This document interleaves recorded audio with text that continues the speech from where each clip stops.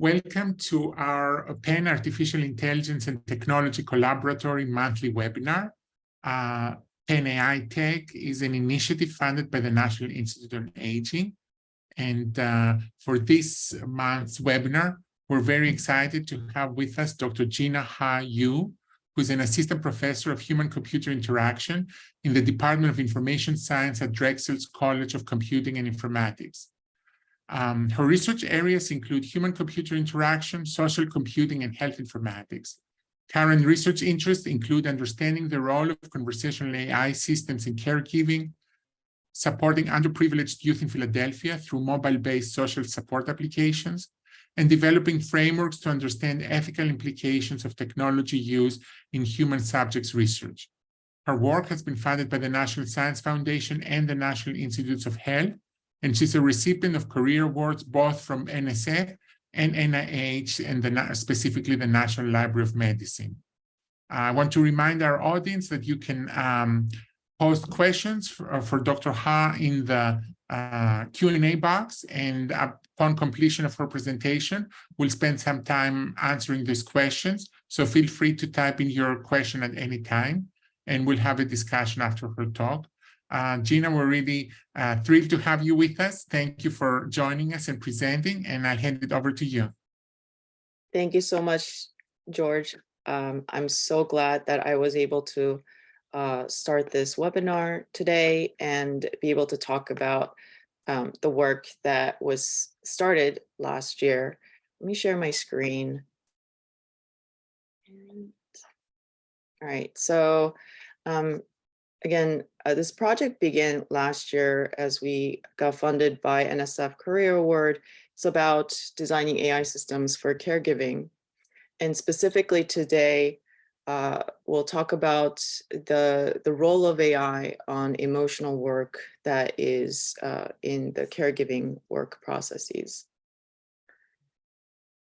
So I want to begin with the domain context of where I'm looking at in terms of the caregiving, because caregiving can mean a lot of things. It could be caregivers for young children, it could be for older adults in general, but today I'm going to talk about specifically in terms of Alzheimer's disease and related dementias, ADRD, and how it's a growing public health concern. And so estimated 5.6 million Americans aged 65 and older were living with ADRD in 2019, and we expect that by 2025, this number will increase to reach 7.1 million and to 13.8 million by 2050. And behind this ADRD, one of the big challenges that we realize is the caregivers, the informal caregivers who aren't really paid to do the work and may not have all the resources and knowledge and education to carry out this really important task. Caregiving for persons with ADRD is very stressful, and it can severely affect the caregiver's own health and well-being. There is a quote of an informal caregiver, Jane, on the left side. She talks about how it's an underappreciated job. She's taking care of her mom who has ADRD, at the same time taking care of her children, but her siblings, other siblings, aren't really helpful, seems like. And so she's the primary caregiver attempting to really get through this hard work. But then there are these difficulties in managing this caregiving work. There's been many increasing studies on how AI could support caregivers of ADRD. Some of the examples that the systematic reviews have shown is AI is assisting in activities of daily living, such as assistive robots to aid hand washing, tea making, or dressing. Also social bots who facilitate social interaction, and those systems that provide cognitive stimulation for patients with dementia, and ensuring safe home environments such as smart homes, and educate both the PLWDs of patients living with dementia as well as the caregivers, and assisting in reminiscence therapy. However, these AI systems potentially are lacking evidence in really supporting what I'm seeing here in this Jane's scenario. When you look at this, she constantly talks about this emotional side of caregiving, that she's tired, grumpy, and she feels underappreciated. She's angry and she has resentment for her mom. But at the same time, she loves her mom so much. And so there's this contradictory emotional work that's involved in caregiving. So let's look further into this emotion. And so there's multiple theories of emotion, such as physiological understanding of emotion, how brain signals change emotions. Those are one ways in which we can understand emotion, but social and cultural theory of emotion explains what I am seeing as a parallel interpretation to what Jane's talking about in terms of that, the emotions sort of emerging out of the social relationship, that emotions are the product of societies and cultures and are acquired and learned by individuals through experience. And so some examples in this about this particular argument that this theory of emotion talks about is how the word Fago in Ifaluk, the people of Ifaluk, it means compassion, love, sadness, but that is really unlike any single Western emotion. That word doesn't really exist in English, for instance. Japanese have the emotion amae, which is a feeling of dependency upon another's love. It's kind of like a spoiled child, and it's hard to describe that in English. And so it's an emotion that is relative to the social relationship, to a particular social relationship, like a romantic relationship or a parent-child relationship. And so that emotion is really indescribable in other cultures. Also, another example of several cultures, there are other several cultures in which anger and sadness are not distinguished as separate, discrete emotions. And this theory also talks about how emotions typically occur in social settings and during interpersonal transactions, such as when Jane talks about her relationship with her mom. That's when she talks about the resentment, and also at the same time, the love that she has with her mom. Emotions and their expressions are regulated by social norms, values, and expectations. Where can Jane go and talk about honestly how she feels about her mom, right? It will all depend on the norms around her, the values around her, expectations. And so will she really be able to show that resentment among other people? So those are all relative understanding of how emotion gets worked and practiced within people's everyday lives. And so kind of stepping back, my long-term goal in this project is to develop human-centered AI systems, whatever that means. I think we as a field, we're still defining what this means. It could mean multiple different things and multiple different ways to make it human-centered that contribute to supporting caregiving. And in order to get to this very broad goal, the near-term goals that I have is to first understand caregiving work and caregiver needs broadly. As a technologist and a designer, I'm not a clinician. And so as I delve into this field, we, as my lab members and myself, we are attempting to understand the caregiving work. And then to identify and define emotional work in caregiving, and to develop a design guideline that directs when AI should or should not, or can or cannot intervene in supporting emotional work in caregiving. So I actually asked ChatGPT yesterday, when is AI good and when is it bad? And it returned these results. It's pretty good, right? It's in line with what we understand about the benefits and concerns about AI. So there's the benefits of AI, what it's good at is the fact that it can automate things, it can predict and make decisions for you, personalization, and improve customer service where it's available 24/7. Medical research has potential. AI has potential in helping with medical research in terms of analyzing this vast data, large data sets, leading to the discovery of new drugs and therapies. But at the same time, there's concerns about AI, job displacement, bias and discrimination, security risks, and ethical issues that we very much are having very active discussions about. I have some backstory to this that I will mention later, but I'm going to have you just keep that in mind and really think about then if we know that these are the good things and bad things about AI, what are the roles that AI can play in supporting caregiving and more specifically emotional work? To get to this, I'm going to talk about very formative studies that have been done since the project began last year.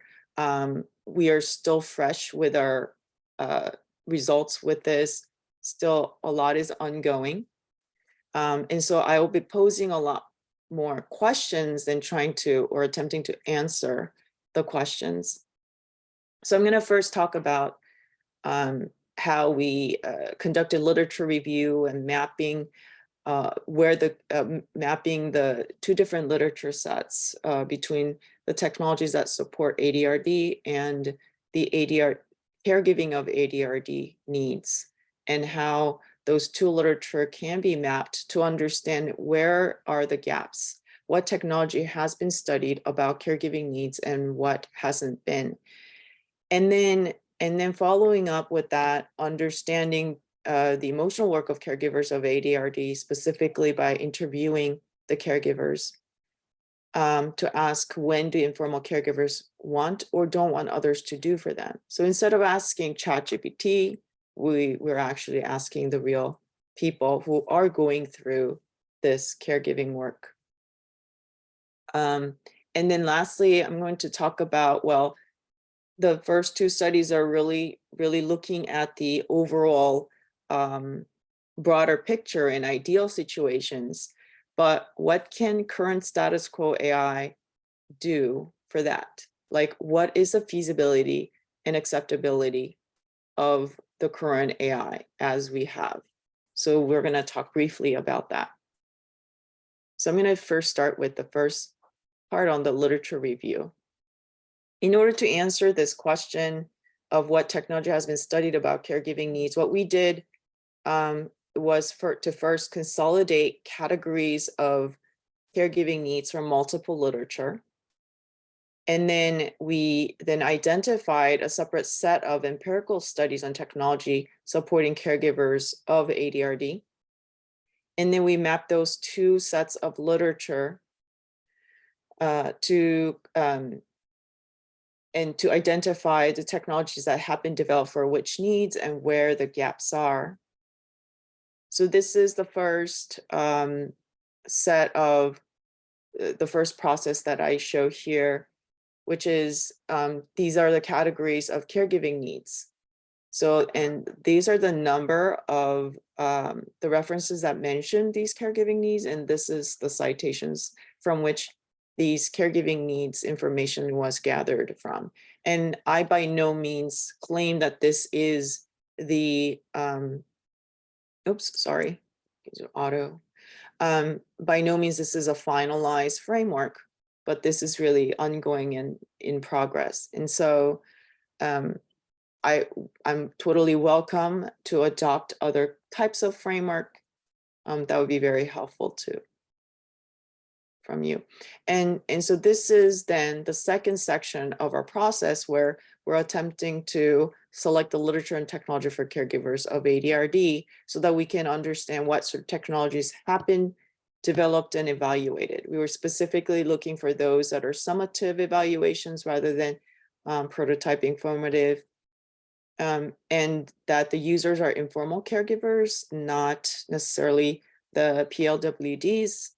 and that the technology solutions should include some level of automation, because we don't want, like, telephone is a technology, but we didn't want to include those, so that we can understand what sort of technologies have been done and what caregiving needs have mostly been addressed.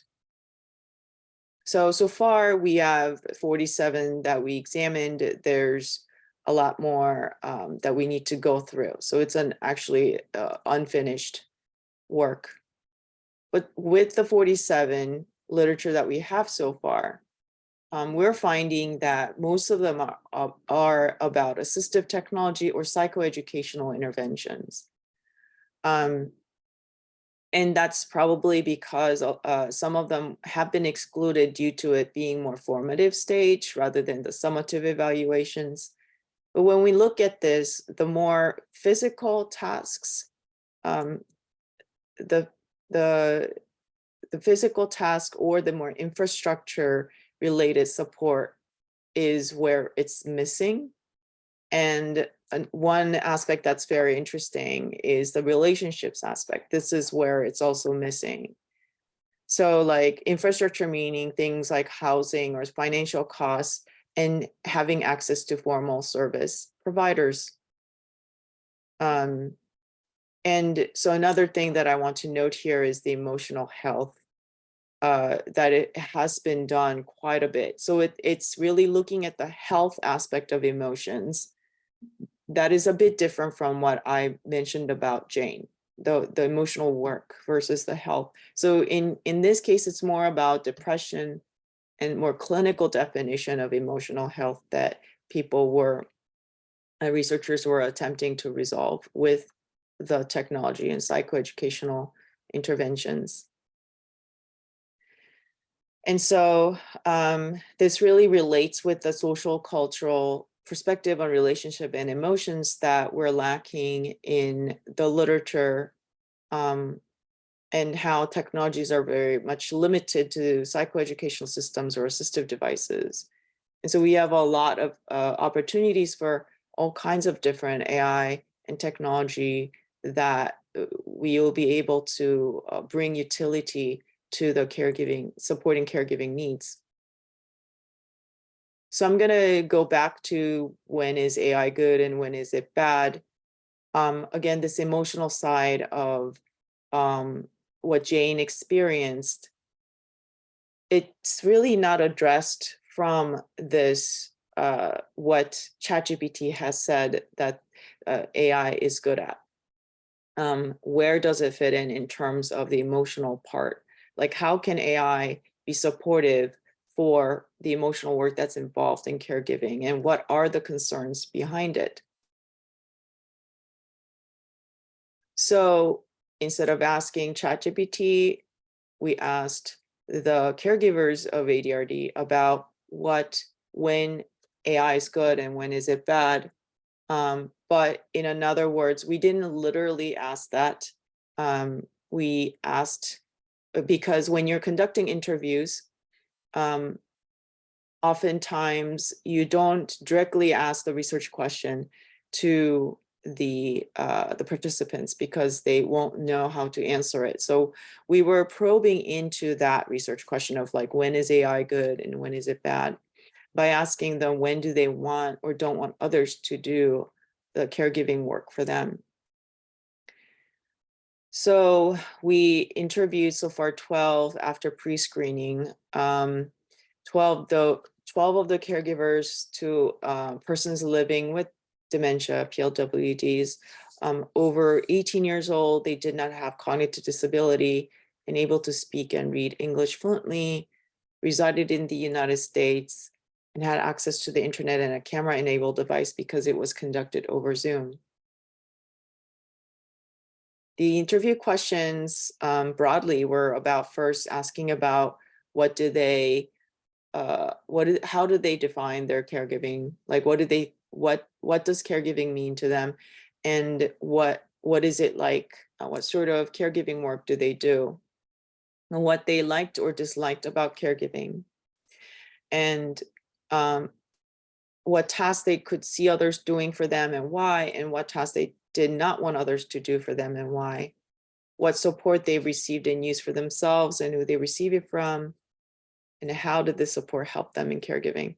But today we're going to talk very specifically about these yellowed, highlighted things, what tasks they could see others doing for them and what they didn't want others to do for them. So on the right side, it's a summary table of our findings where the participants talked about the different caregiving tasks like physical tasks, logistical tasks, and informational tasks. And on this side, you'll see the tasks that they want others to do for them.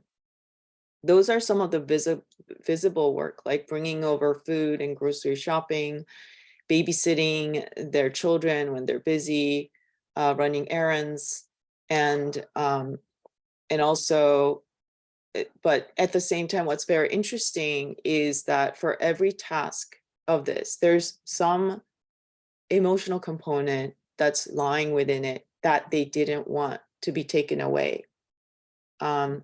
So even though like in terms of food preparation and meals, bringing over food and grocery shopping is something that they want other people to do for them, but they didn't want the memories associated with meals that the memories that come back when the caregiver was able, the participant was able to prepare the meals for the PLWD, that memory that's associated with that, where the PLWD was making the same meal for them as a child. Those kinds of memories they didn't want to be taken away. Similarly, a participant talked about washing hair. It's a physical task. It's very physically draining, but washing hair of his dad reminded him of his dad washing his hair when he was a child. And so that mutual giving back aspect of caregiving, even though it's physically difficult, becomes an emotionally rewarding experience. And so that's the part that they didn't want to be taken away by any others, whether it's people or AI specifically.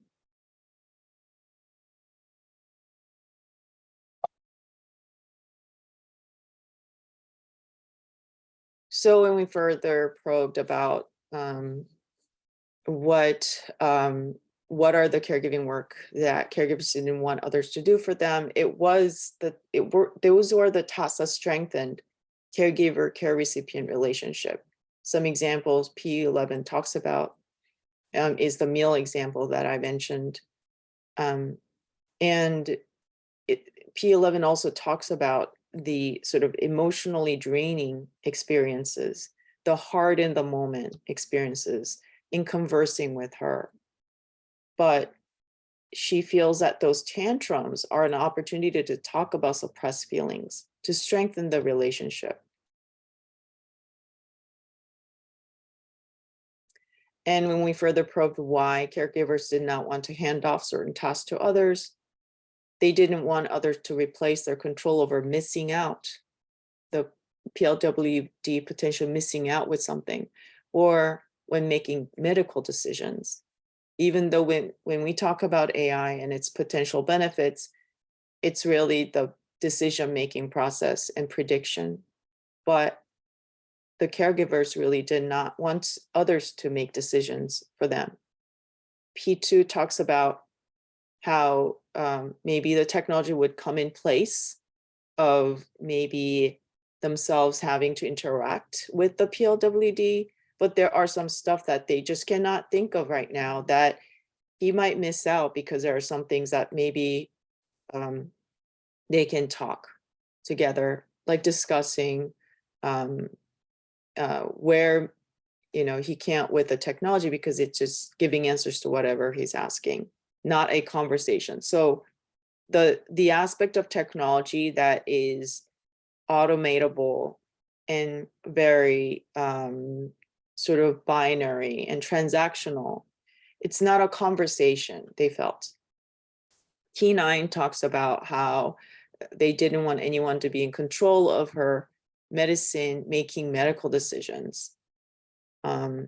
that she feels like she will make a better decision. She might consult somebody, which means it could be consulting other information sources, but she doesn't want to have them make the decision. Also, even though on the outset it looks like it's negative emotions, but positive emotions are associated with caregiving, and that's the part that they didn't want to be taken away. P4 talks about how caregiving is not just like changing diapers and stuff. Caregiving can also be we're watching cartoons for an hour, or watching something from the childhood just to bring some engagement to her life. P8 talks about how caregiving is about providing any kind of help or support in any way, shape, or form that P8 can. So in its most basic form, it's about giving their mom a hug when they see her. And that's where that positive emotions associated with caregiving begins. They enjoy each other's company, anything, absolutely anything that the PLWD needs help with. So having looked at these findings, the implications for AI design so far is that AI should support caregivers' sense of control over the emotional work. System that can help, it's for instance, a system that can help recount the arguments, disagreements, and how things have coped over time. Maybe it could help caregivers interpret the current situation and incorporate strategies for next time. So those are the kinds of things that AI can do well. AI should also support the changing and double-sided emotional work in dementia caregiving through strengthening the personal bond between caregivers and PLWD.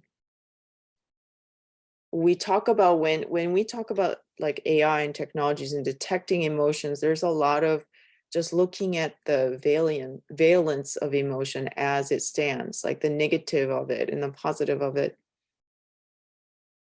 But regardless of the valence of emotion, how do we consider how we could further strengthen the bond and relationship? That is where we need to focus on. It's the complexity that we need to engage. AI should help with the emotional work in care coordination and remaining issues. A lot of the work that they talked about, that the participants talked about in terms of the emotional side of it, was invisible. And that work, invisible work of primary caregiver, can be made visible to other caregivers so that there can be the relationship that's ameliorated through this. Like Jane's feeling of underappreciated, those are the things that we could tackle with some sort of smart solutions. So lastly, I want to then now step back again and think about, okay, so the things that we talked about so far is very ideal and broad, right? It's an ideal situation, but what can the current AI systems actually do? What's the feasibility of AI, and what is acceptable? What can status quo AI do, such as the generative AI systems that we very much are hearing every day from news, the ChatGPT, and OpenAI's platform on generative language models. What is the status quo of that in potentially being applied to this context of caregiving? This is in collaboration with Dr. George Damaris, with his work on understanding how problem-solving therapy with caregivers of older adults in assisted living can be performed in different modalities. So he's testing different modalities like phone versus video versus in person. And then another modality here is potentially the chatbot and the AI. And we're just not to really replace the therapist, but what we're trying to do here is to understand what's the feasibility of the AI chatbots And we did this with we conducted this evaluation back in 2020 with GPT-2 when it wasn't really, people really the public didn't really talk about it because it was so bad. It's probably not on the news. This paper is now, it's published in Archive. But what we did here is essentially the way that GPT-2 works, unlike what ChatGPT does right now, which is more, it understands the history of conversation, but GPT-2 at the time didn't really understand the historical context. And what it does is essentially when you put in an input, it just predicts the next set of lines. So, and then it forgets what you said and it would go that way. So it's the limited model that's very different from what we have right now. But going back to our problem-solving therapy, we have transcripts of these problem-solving therapy sessions, and we were curious how the model would perform when you input the caregiver's response that's in the transcript and compare how the GPT-2 would respond to it and compare to therapist response.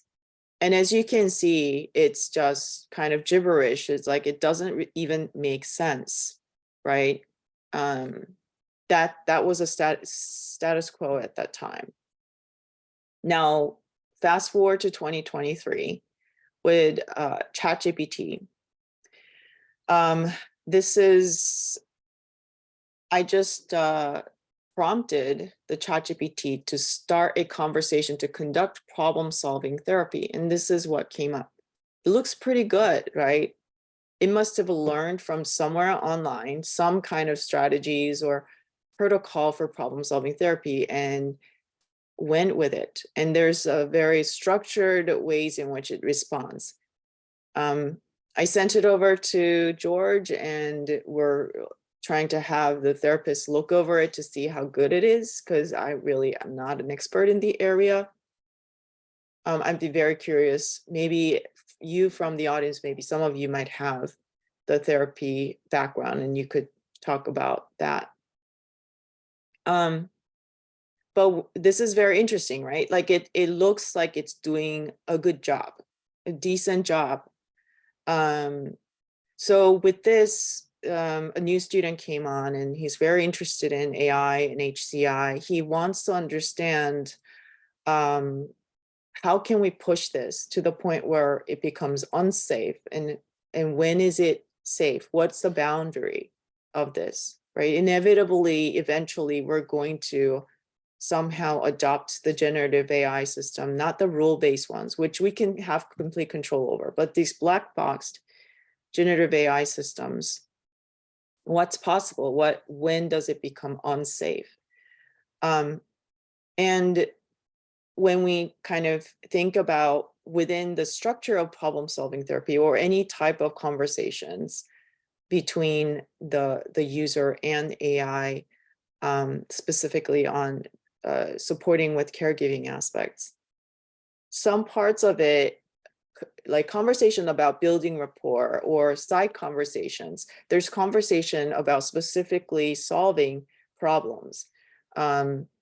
What part of those conversation pairs will be meaningful and helpful for AI to do versus humans to do? What would reduce the burden or increase access to these different therapy sessions? Because it's hard to scale when there's lack of therapist resources available, when people just don't have insurance or have the resources to access these sessions. So how far can we go using AI, not to necessarily replace, but augment and help to scale up the kinds of things that the work that is being done through these type of activities?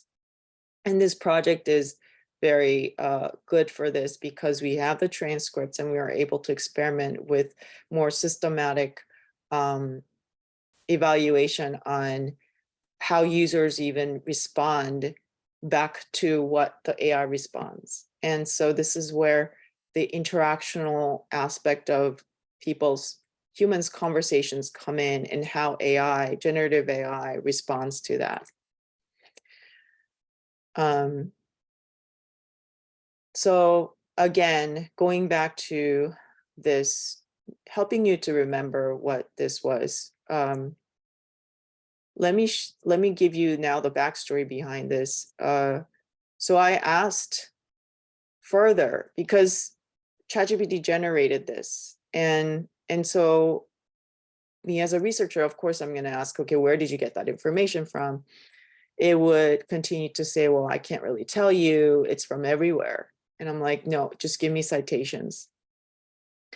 So it actually did give me citations, which I was surprised to see, because for other topics, it really didn't give me before. Like maybe a month ago, it wouldn't, but yesterday it did. So it gave citation for every aspect that it talked about. And I found this thing over here, the design needs for algorithmic support.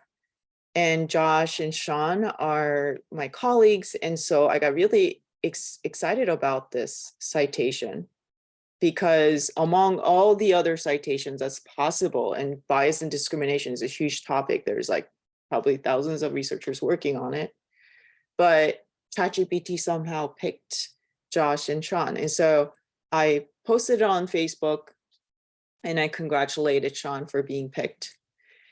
And then I got a response by someone else who said, well, wow, that's pretty good, because most of the time the citations tend to be bogus when we try with ChatGPT. So I was like, okay, I guess that's a little odd. And so I went ahead and then I searched for that, and I could not find the citation at all. And then I now realize ACM and human computer interaction does not exist. It's either it's ACM CHI, or it is ACM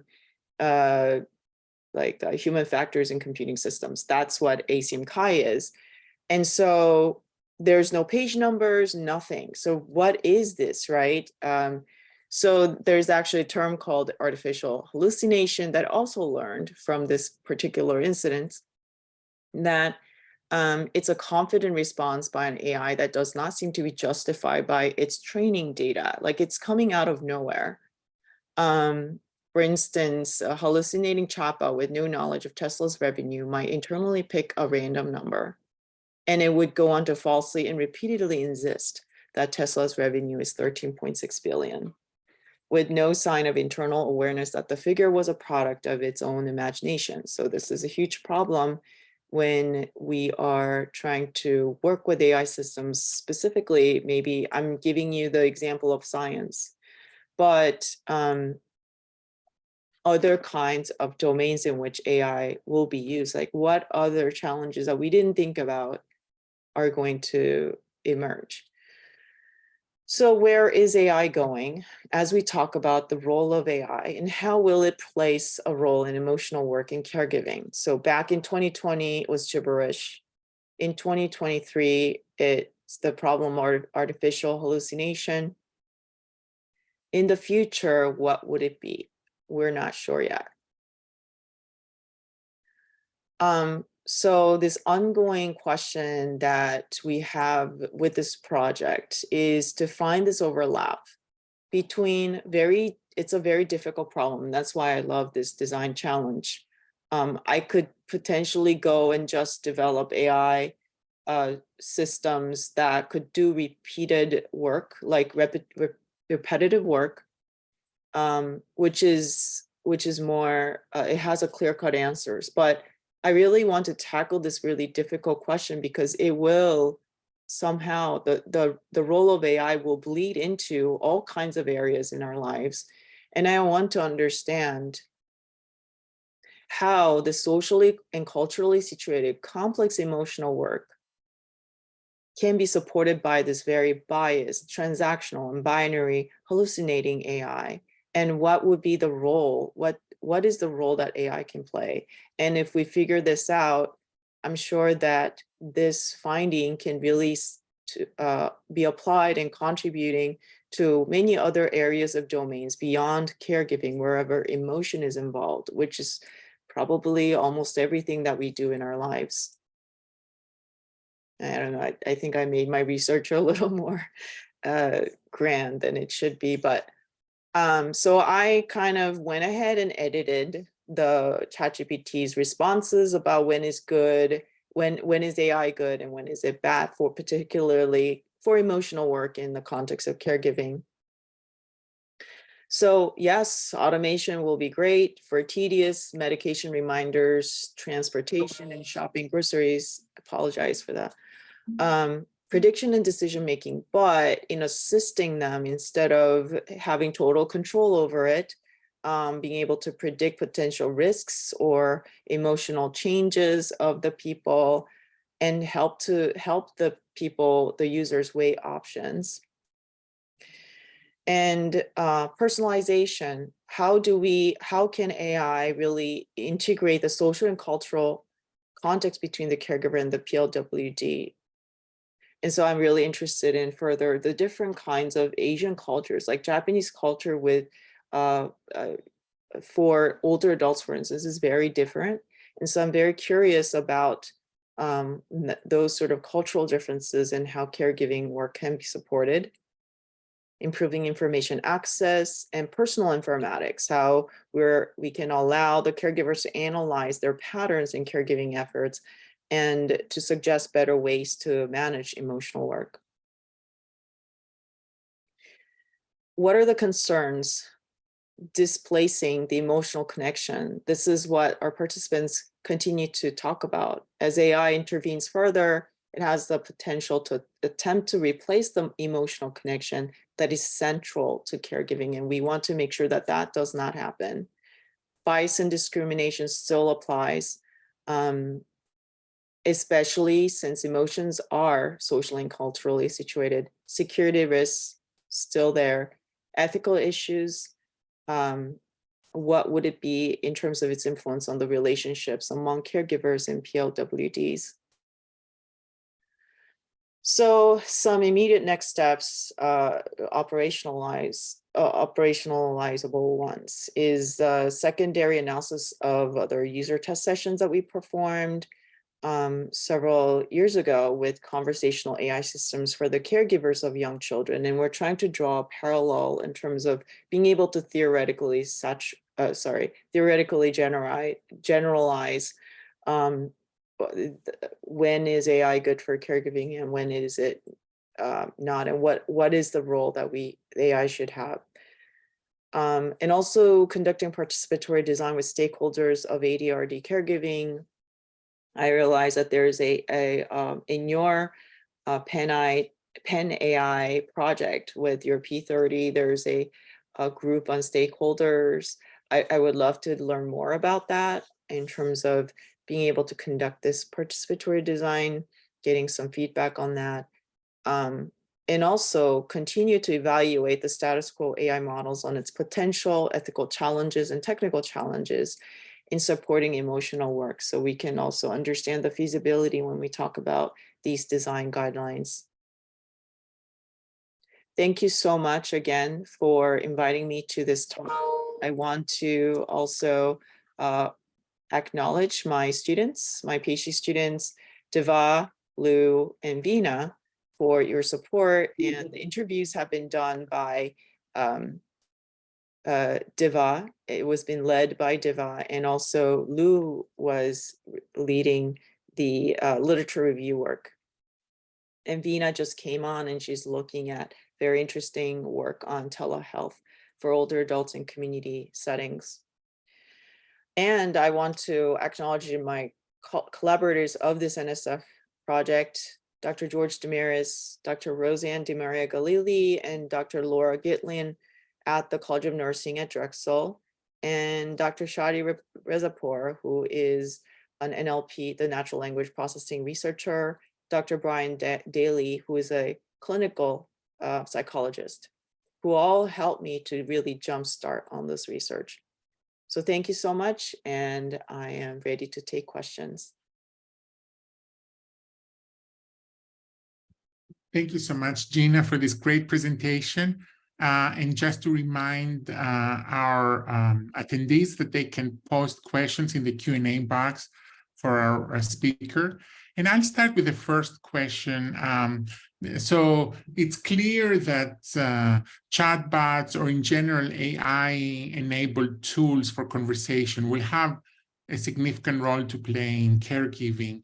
And I'm wondering if you have any thoughts around how and if it is possible to customize those solutions, given that different caregivers might have different levels of literacy, health literacy, different educational level, familiarity with technology. Is that something that can be embedded in an AI tool so that it's tailoring, it's interfacing with the different users? Yeah, that's a great question. It makes me think about a lot of things. I'm really sorry. I couldn't figure out a way to pause these reminders, but definitely. So one of the things that there's a paper that I read also. It's by Meredith at Microsoft Research. She actually interviewed scientists from all kinds of different disciplines and asking about the perceptions on what would be the benefits of AI in their respective domains. And one of the main themes that came up was that it's able to personalize and it's able to help translate the text into a different types of reading abilities, like what you were talking about in terms of literacy. So I think there is a great potential for AI to do on that when we think about, okay, what is concerning part and what's actually AI can do well.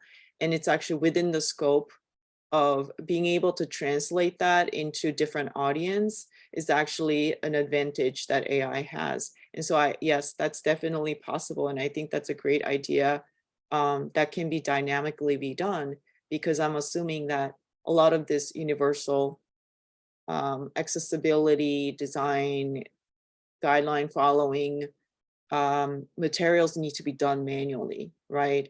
And so, yeah, I think that would be a fascinating topic. We have a comment in the Q&A box, and attendee talks about different use of AI to actually include people living with ADRD, and mentions an example of Elder Chat GPT from kinkeepers.com, which uses generative AI to translate the utterances of people living with ADRD, with the outcome is to improve communications. I guess, have you thought in your own work about including the patients, if you will, as well, or are you focusing mostly on dyadic communication between caregivers and the therapist/AI tool? Yeah, I think that's a very great example and completely related. I think for this particular project, we're really focused with the caregivers, but if supporting PLWD is helping caregivers, and that should definitely be within the scope of this project. It's really not about what is more important, but it's really about us having having the ability to grasp the scope so that we're not like all over the place. And so, but I mean, I can see that being supporting in terms of being able to sort of help the caregivers to step back and interpret the utterance of PLWDs in different ways. Like if you're so emotionally concentrated and focused on certain part of the conversation, you just sort of lose it. I mean, we all do that, right? Like we have those moments, and for us to be able to step back and be more objective about certain moments in conversations, that if AI could support with that, I think that that's really what it's aligning with what we found with the caregivers, where they don't want to misplace the relationship building components, but how could AI really support in improving the relationship? Thank you. Another question asks if you've thought on combining your research with physical health components of caregivers, such as their heart rate, blood glucose, blood pressure, measures that you can obtain continuously.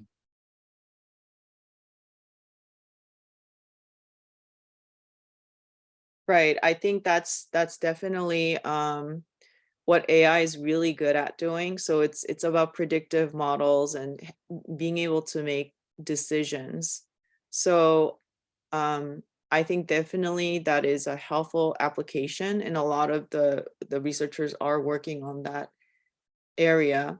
I would be curious how that could support the emotional side of caregiving and the relationships among the caregivers. I mean, it could be also if that could get into being able to predict how, maybe it could be something like the PLWD is having a really bad day because of physical health. Like physical health helps them to predict when they're going to have tantrums. And so then that physiological data could help the caregivers to kind of be prepared for the potential future tantrums and put things in place. That would be really great. Yeah, and as our participant noted, this could be interesting to see the correlation of these parameters with the mental state of caregivers, just like you said too. Yes, that's very interesting. Do you see, obviously those AI tools and chatbots have a role to play, especially when we talk about reminders or things that are repetitive in nature, but also could be supporting emotional work through things like problem-solving therapy or some structured curriculum. I was wondering if you think the issue of trust could be a barrier to adoption. In other words, people may be disclosing really challenging, emotionally difficult topics or their own vulnerabilities in a conversational manner. If that issue of trust and whether people would feel comfortable having those conversations with an AI application could be a barrier. Mm-hmm. That's a really good question. Yeah. So that's an adoption issue, right? And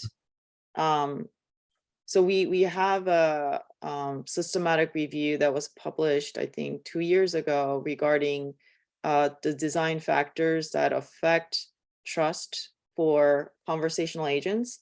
And some of them, I mean, the overall summary of it is that it's very complex, and it's not something that I could put out as like a mathematical formula.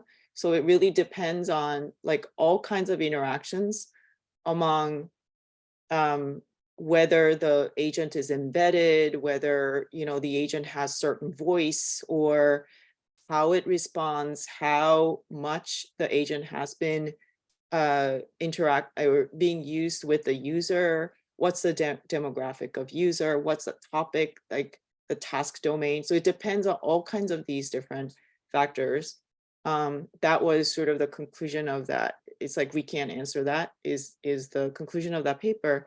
But in terms of specifically generative AI, in terms of being able to build more trust for people, I think if there's more transparency and explainability, which is a huge topic also in the field of computing right now, and also instead of just saying, well, this is like the top number one answer, and so the bot is going to give you this answer as if that's like the truth. Instead of doing that, just show like the first 4 or 5 answers and say that these are the possible answers that I could give, and you can choose from it or something. So being a little more transparent about it could gain people's trust. From that one incident that I had yesterday of generating completely bogus citation, I now completely lost trust for using ChatGPT for any kinds of summaries of scientific work. Mhm. I was actually excited about this and how I thought this could potentially replace all of the research assistant labor, specifically on the literature review side. But no, it's just we're so not there. And so I think there's a lot of components in that influence how people can form trust over time. And it's trust doesn't come because you design like A, B, and C. It comes through experience, and it comes it gets built over time. And so I think it's a very complex thing that it's an interesting design challenge. Another question, maybe our last question for today, since we might be running out of time, is how do you think AI in general can help with early diagnosis of ADHD? And I guess a follow-up, what is the extent of this kind of research that you presented today and implementation of AI in other countries? Can you repeat the second question again? Sure. So the first one was, how can AI help with early diagnosis of ADHD? And then the second question was, what's the extent of the kind of research and implementation of AI that you presented today in other countries? Yeah, I think I need to do more literature review on both of those questions. Maybe we could all go into ChatGPT and ask those questions and see what it says. Early diagnosis, I mean, I'm not aware of the literature that yet. I'm not saying that there isn't, but I'm not familiar with that literature yet, but I'm sure that's definitely one of the big domains that is being studied. I can imagine it just being very hot because ever since AI has been in the conversation of scientific communities, early diagnosis, that has been the topic for like mental health, suicide is using social media data. You know, your Apple Health app data can be used to predict a lot of, ahead of time, a lot of preventative approaches. So I can imagine it being available. And in fact, actually, it was years ago, one of my students was doing voice research, and I know that she was working on developing machine learning models to predict future ADHD diagnosis with their voice change. So that's definitely a pretty substantial work that's probably already in some substantial progress until now. In terms of second question about other countries, I think that's a fascinating question because I'm very interested in the cultural differences. We kind of observe that in our participants as well. Some of them coming out of China, I think, and it's a very different culture.